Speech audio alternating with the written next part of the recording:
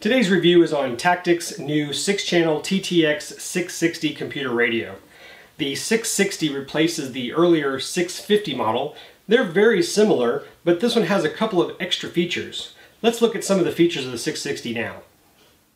Tactic's new TTX660 transmitter allows for programming of airplanes, helicopters, and drones. It is compatible with all SLT receivers and SLT transmitter-ready aircraft. It has a 30 model memory, which is 10 more than the previous TTX650 model. It also includes a new proportional dial, which was not available in the TTX650. New on the 660 are 2 sliding levers on the back. The transmitter includes easy-to-use push-button programming and has straightforward, intuitive menus.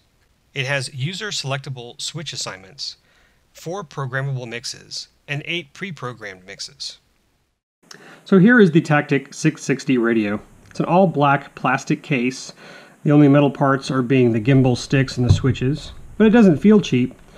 On the back side, you have your battery compartment, which holds 4 AA's and a tray, or you can replace that if you'd like with a 4-cell nickel metal hydride receiver pack, which will actually plug into a Futaba J or a high-tech universal connector port. And the power switch is on the front, so we'll turn that on. And the first thing that annoyed me was that blue LED.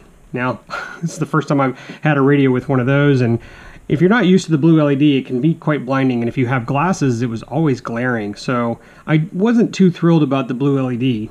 I kind of wanted to cover it up with like a piece of tape or something. But that being said, when you're outdoors, the blue light is not as annoying, so it's not too cumbersome, but I might kind of cover that with something just to tone it down a little bit. The LCD is very simple to read. The blue backlight does help.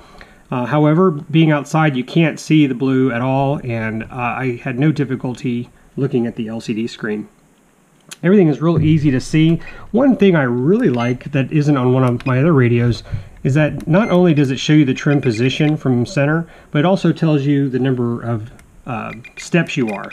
So I like that you're able to see the number too, so in case you just forget or if you want to write it down, you can actually go back to that. That's really nice. The servo button right here, if you tap it, gives you the position of your current stick or knobs. I don't have the auxiliaries adjusted, so there's nothing there, but you know, it gives you good display of where they are, so if you're troubleshooting, that's good to see. And most of these buttons are easy to understand. You've got an escape button, or also back. You can clear your entry, plus and minus, up or down, and an enter key. If you tap the enter key once, it'll take you into the servo settings. Very common. Most of the things you have to start with are with the servo. And if you press enter, you can then select what do you want to do first. Do you want to change the reverse? Do you want to change the sub trim or the travel? And when you're done, you can just back out. You can also set your dual rates or expo. You can set your channel 5 and channel 6 positions. Now, to add a footnote, I did run into a problem with this feature on this radio. And a couple of times when I was using the radio, I would lose my settings for channel 5 and channel 6 if I powered down the transmitter. I can't go into more details, but I did pass this information to Hobbyco, and they are currently working on it. So it's possible there might be an update coming soon for the firmware. But there's also throttle curve, throttle cut, and all of these features can be found in the really nice user manual. Easy to read, highly recommend going through to learn all the settings. I started playing with the radio first because I wanted to see how intuitive it would be for me, and I had no difficulties understanding these settings. Holding the enter key down, for a whole second to get to the model setup is one thing. And then also, if you want to go to the setup to actually name your radio, you hold the enter key down and turn the power switch on, and it takes you to system setup. So once you start to learn those major buttons, everything else is pretty darn simple.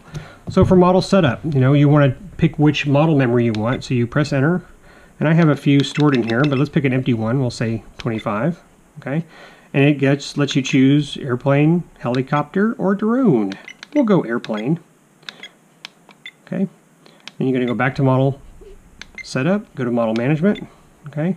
And you can name your plane, and you can copy it from something else. Okay. You can change the wing type. V-tail, delta, you know, elevons. Okay. You want to change your ailerons. You want flaps. Lots of neat little ways to go through there. A lot of neat features that are pre-programmed in there. You can change your channel assignments. You can also adjust your trim settings to how much you want them to move when you adjust the trim. Again, pretty easy to use. I mainly fly airplanes, so I am not familiar with the helicopter settings that are needed to adjust in here.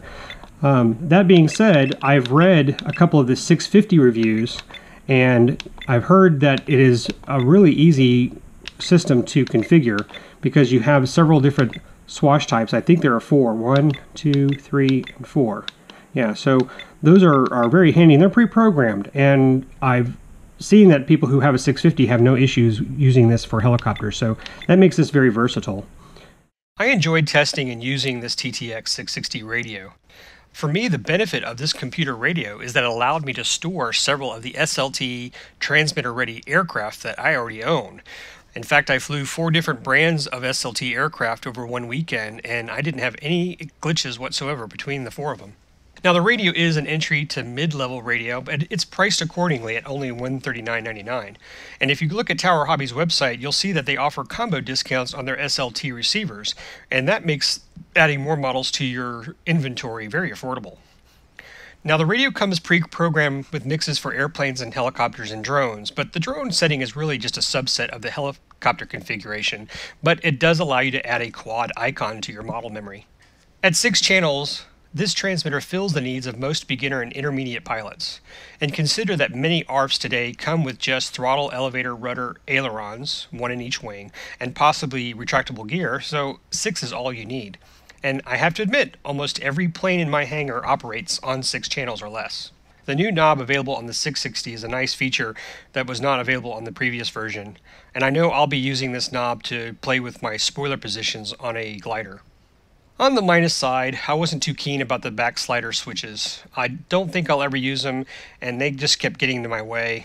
When they're in the up position, I didn't feel like I was touching all the time, so that's probably where they'll stay.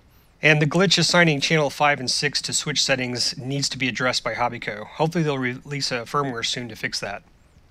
But speaking of the firmware update, I really wish this radio had an SD card slot or maybe a micro USB port for saving model memories or updating the firmware.